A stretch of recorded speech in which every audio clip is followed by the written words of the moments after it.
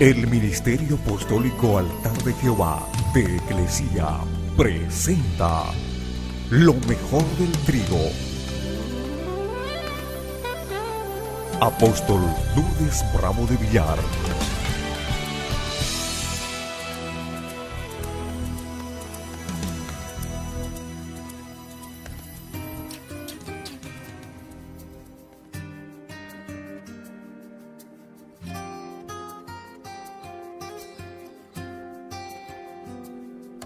Nuestra conferencia titula Todo prestado.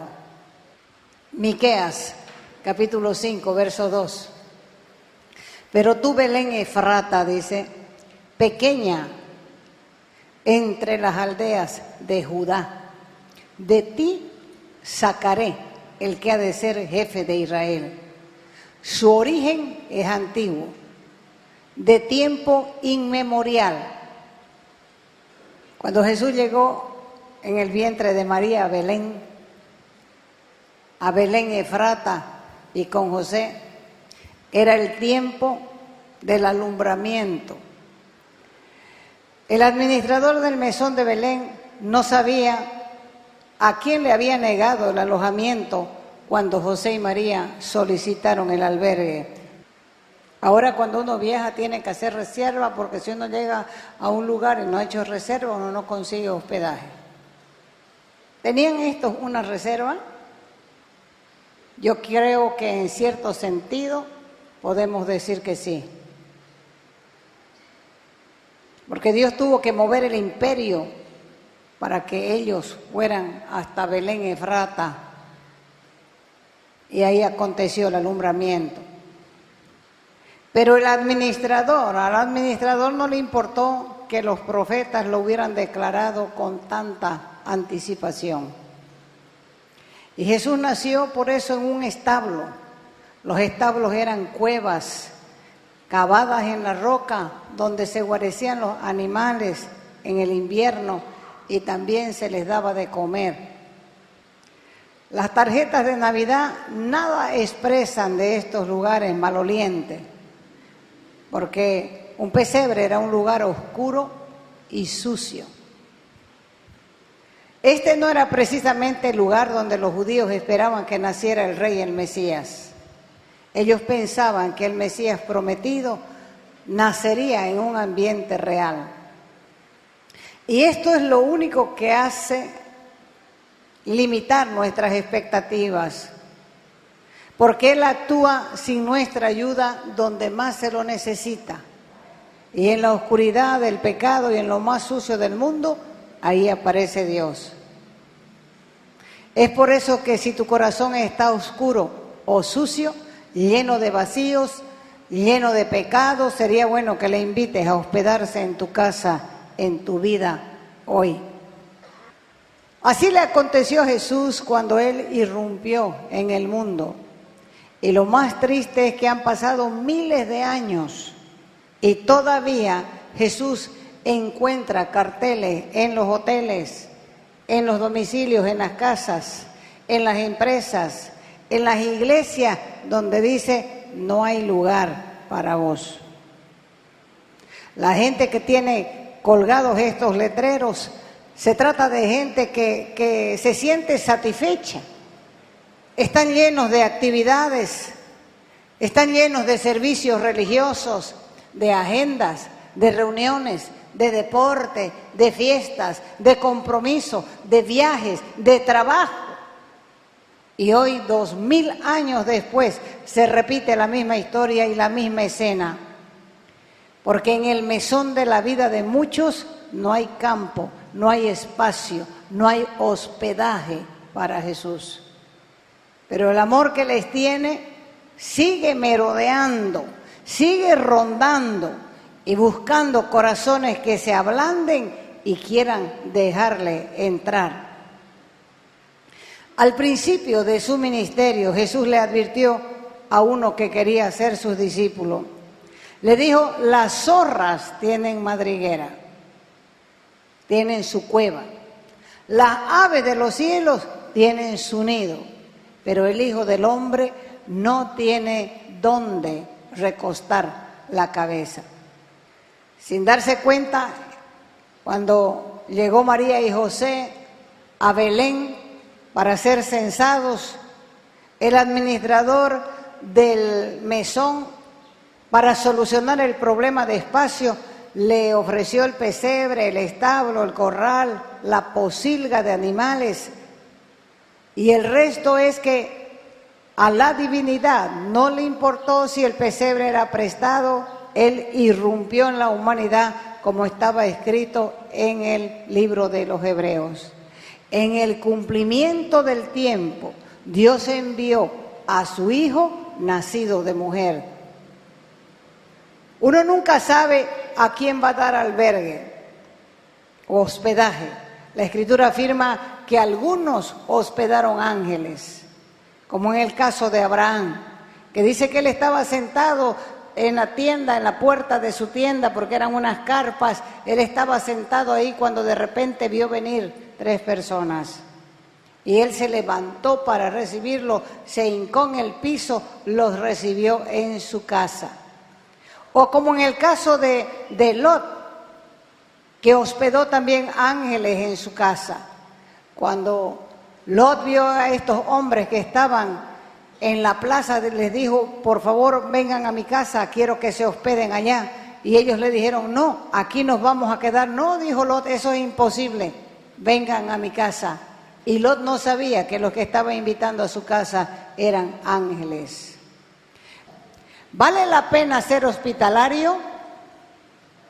Yo creo que sí, pero los unos y los otros tenemos que aprender mucho.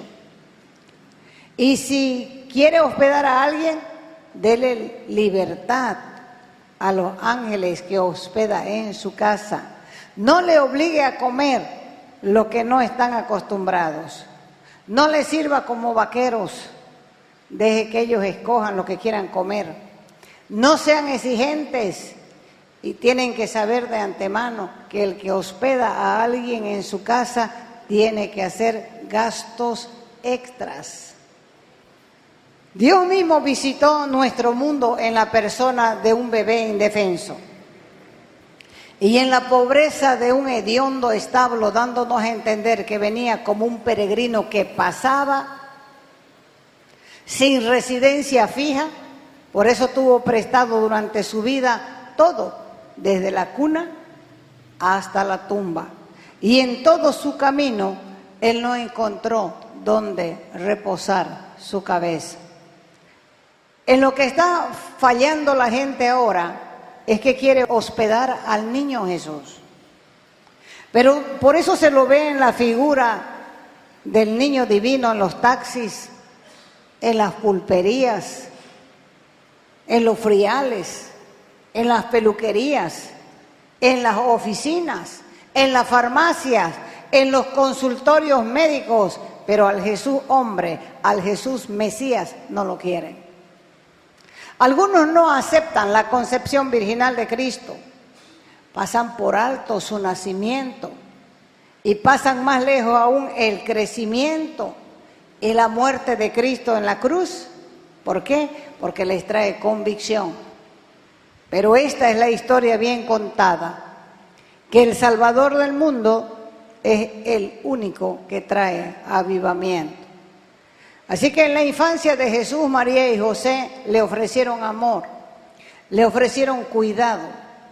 José se convirtió en su padre sustituto y fue excelente padre, para que su niñez fuera agradable, para que tenga la protección de vida, porque surgirían momentos difíciles debido a la forma de su nacimiento y a su misión. Así que cuando él estuvo adolescente, tuvo un encuentro en el templo con los maestros de la ley, en una fiesta de la Pascua. Apenas tenía 12 años, ya tenía interés por las cosas espirituales. Y en su visita al templo se sentó para escuchar a los doctores de la ley y preguntaba, y los tenía asombrados por su inteligencia y también por sus respuestas. Nadie sabía quién era el muchacho, pasaba desapercibido. Era un anónimo más entre ellos, pero desde temprano ya se atrevía a hablar de los negocios de su padre. Y aunque los demás no entendieron qué quería decir con estas palabras, la unción de su vida o en su vida ya se dejaba sentir. Más adelante, cuando Jesús se lanzó ya al ministerio, dependió siempre de la hospitalidad ajena, porque el Hijo del Hombre siempre usó cosas prestadas desde su nacimiento. El vientre fue prestado, la familia fue prestada, el pesebre fue prestado, y también dependía de la hospitalidad ajena. La salvación tiene un costo bien grande. ¿Por qué? Porque dice la Escritura que Jesús, siendo dueño de todo, no estimó, a ninguna cosa se aferró, no se aferró a su divinidad, sino que se despojó a sí mismo para ofrecerse posteriormente en sacrificio.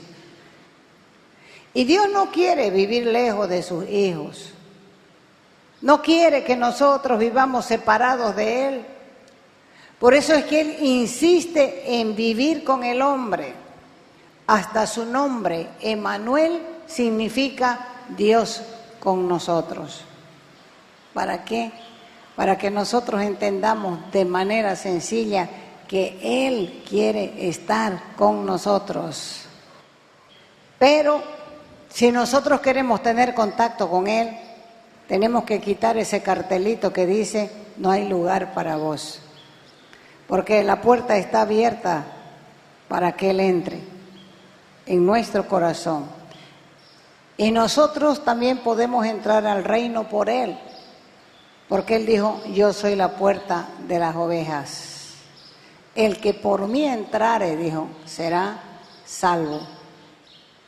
Entonces, ese amor que Él demanda es recíproco. ¿Qué quiere decir eso? De dos lados. Eso es lo que Él quiere, porque Dios siempre ha intervenido para corregir las desviaciones, los descarríos de la iglesia. Y cada vez que la iglesia levanta muros de apatía y apostasía, Él trae reforma y nos hace volver a la forma. Porque Él siempre está corrigiendo esa tendencia humana de desviarnos de la pasión de su presencia para ir a la comodidad de la tibieza religiosa. Fíjese que uno no sabe en qué tiempo tiene un desliz. Este es el tiempo de la restauración, es el tiempo de la reformación. Si no le damos lugar a la presencia de Dios en la iglesia, no vendrá ese ansiado avivamiento. En realidad, la iglesia debería vivir avivada todo el tiempo, porque si la iglesia está avivada, nosotros no necesitamos avivamiento. La iglesia no está para agradar al hombre, sino para agradar al dueño de la iglesia. Y Cristo es la cabeza de la iglesia, la cual es su cuerpo. Porque la iglesia está para agradar a Cristo. Una cosa es hospedarlo como hombre, como profeta, como maestro. Y otra cosa diferente es hospedarlo como Dios hombre. Por las Escrituras sabemos que uno honra a Dios por medio de la adoración. Y Él no desprecia ningún corazón que se humilla ante su presencia, no lo desprecia. Porque si Él fuera hombre solamente, con una buena atención y una buena hospitalidad, con eso bastaría. Pero ¿qué transformó la casa de María, la casa de Marta, de Lázaro? Porque ya saben que los tres eran hermanos, vivían en una casa en Betania. ¿Qué hizo ese lugar tan especial para que fuera registrado en las Escrituras? Esta casa estaba aproximadamente a 1 kilómetro de Jerusalén, según los fariseos. Esto era lo establecido para caminar en un día de reposo.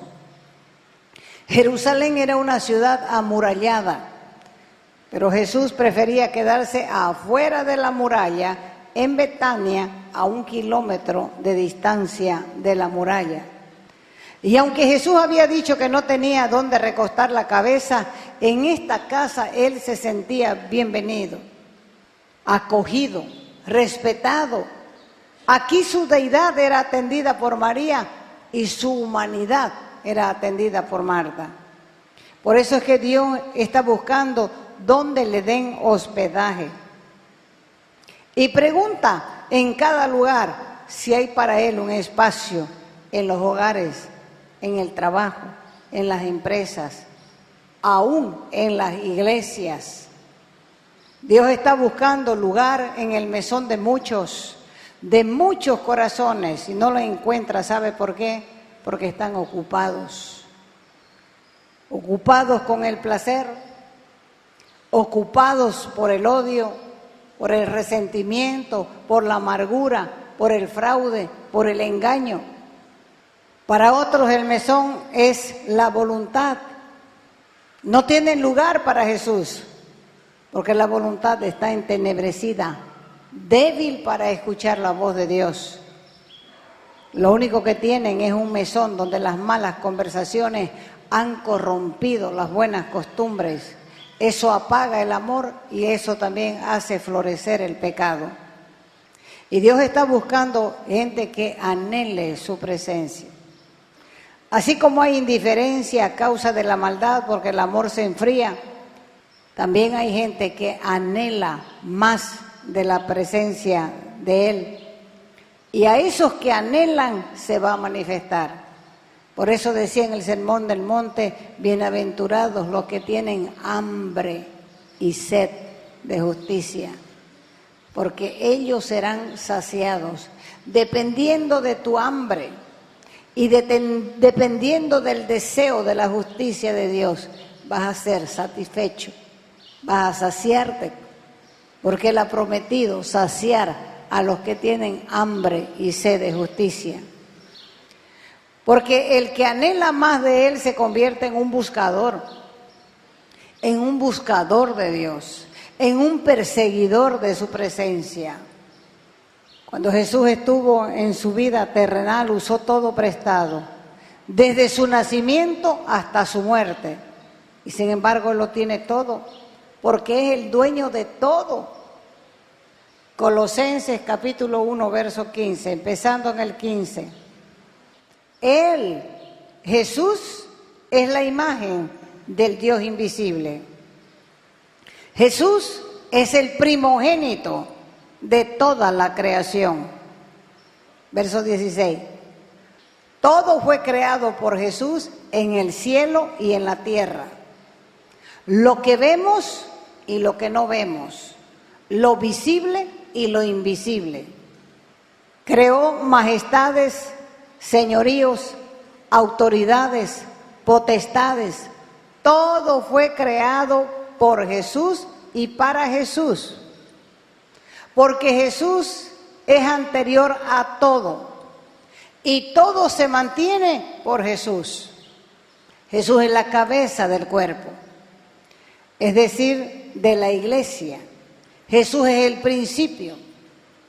Jesús es el primogénito de los muertos para ser en todo el primero. En Él, en Jesús, decidió Dios que residiera, morara, habitara la plenitud. Y por medio de Jesús quiso reconciliar, mediar, aproximar consigo todo lo que existe, restableciendo, restituyendo, restaurando la paz por la sangre de la cruz, tanto entre las criaturas de la tierra como en las del cielo. Creemos saber dónde vive Dios y creemos también saber lo que le gusta y lo que no le gusta. Pensamos así sin siquiera leer la Escritura y siempre por eso estamos conjeturando humanamente sobre la deidad. ¿Cuánta hambre tenés de Dios? Conforme a tu hambre de Dios vas a ser saciado. Yo personalmente anhelo más de Dios, porque sé que en Él siempre hay más. Con Él no hay que quedarse corto, hay que salir de la zona de la comodidad y dejar que Él tome control de nuestras vidas. Por eso la palabra del Señor para hoy es: dejen de buscar mis beneficios. Búsquenme a mí, dejen de buscar mis manos, busquen mi rostro. Y si sentís que no estás donde debes estar, este es un buen momento para arreglar tus cuentas. ¿Saben por qué muchos no pueden disfrutar de los privilegios de Dios y siguen carnales, algunos hasta el final de sus vidas? Simplemente porque quieren que Él se manifieste, pero no están esperando en realidad que se manifieste. Él no manifiesta su gloria donde no hay hambrientos de Él. El remedio para el pecado es el arrepentimiento.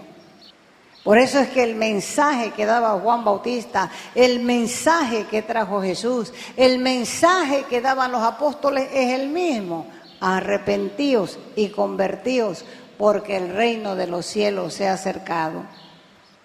Muchos están esperando que Dios se manifieste, pero no están preparados para la manifestación.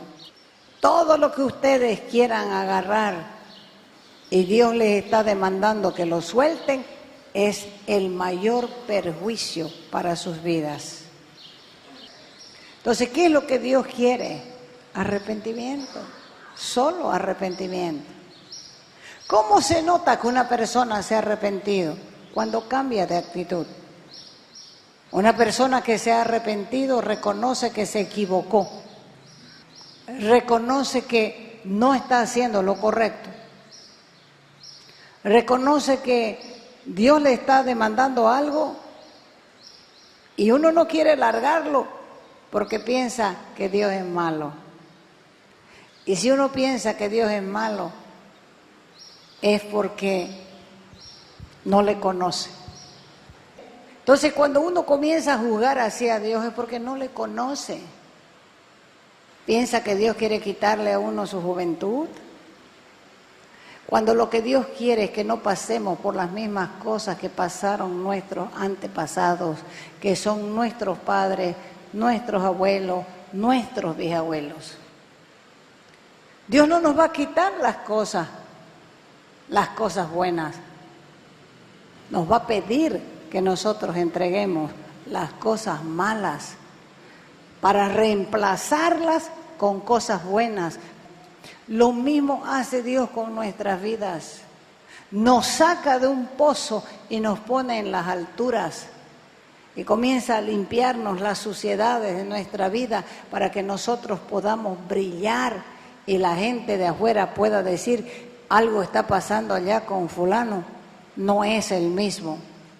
Es el brillo, es la gracia del perdón y del favor de Dios. ¿Por qué tenemos que acusar a Dios de lo que Él no es?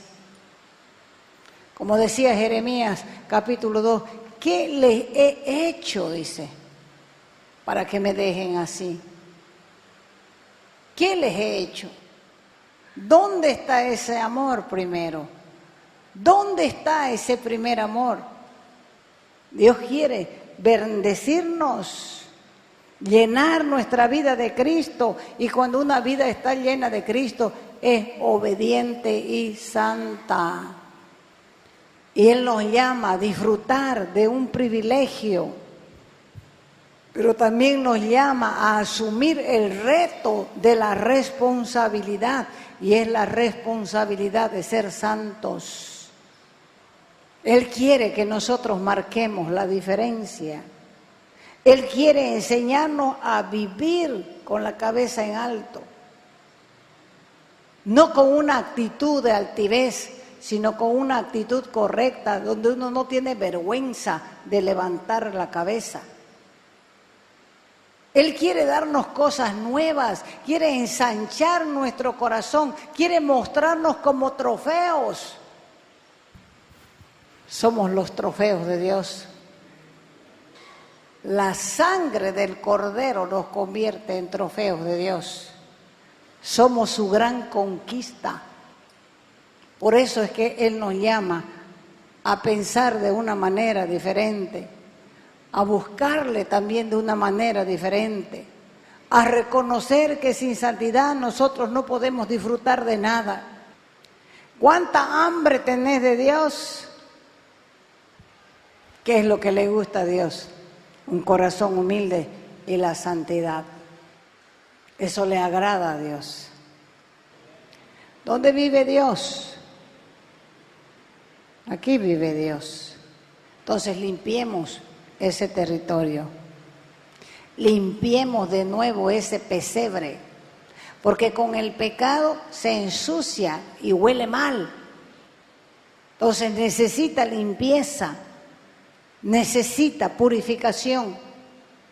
Salga de esa comodidad, de esa apatía religiosa, porque eso no te va a llevar a ningún lado. Tienes que aprender a escoger lo mejor, y lo mejor es la santidad. Póngase de pie. Comience a hablarle a su Dios. Piense un ratito. ¿Qué es lo que tiene ahí que no quiere soltar? ¿Será que es bueno? ¿Será que te conviene? ¿Será que con eso vas a ir un poquito más adelante? Soltá lo que no te conviene. Decirle al Señor, arruina todo lo que no es tuyo. Todo lo que yo programo con mi mente, arruinalo, Dios. Todo lo que yo maquino aquí en mi mente, arruinalo, Dios, porque a mí me parece la gran cosa, pero a vos, para vos eso es nada. Yo sé que tú puedes darme más, Dios, más de lo que yo puedo entender, más de lo que yo puedo pensar, más de lo que yo puedo desear. Quita los estorbos. Eres vos que con tu boca tienes que decirle, arruiná, Señor, arruiná los planes que tengo, Señor. Esos planes en los cuales no te tomo en cuenta, ni te pregunto siquiera. Y me parecen la gran cosa, cuando en realidad no tienen un valor eterno. Quita lo que yo retengo con mis manos porque no lo quiero soltar. Yo reconozco que tengo una gran necesidad de ti. Quiero aprender a esperar en ti para renovar mis fuerzas. Quiero aprender, Dios, a tener esa valentía de correr sin cansarme. Quiero aprender a renovar mis pensamientos con tu palabra. Yo ahora, Señor, entrego esto que he venido agarrando aquí en mis manos. Tengo tantas cosas en las manos que no puedo recibir lo mejor de ti. Por eso es que lo suelto ahora. Yo quiero bajarme del trono de mi vida y cederte el trono a ti. Que tú tomes el timón, Dios, y condúceme, Señor. Condúceme a lugares tranquilos. Condúceme a nuevos pastos frescos. Guíame por la senda de la vida, Dios. Toma las riendas de mi vida y enséñame a caminar de gloria en gloria y de victoria en victoria. Te invitamos a nuestras conferencias los días viernes, sábados y domingos a las 20 horas. Y el domingo a las 10 de la mañana. Calle Nicolás Suárez, esquina Félix Pinto.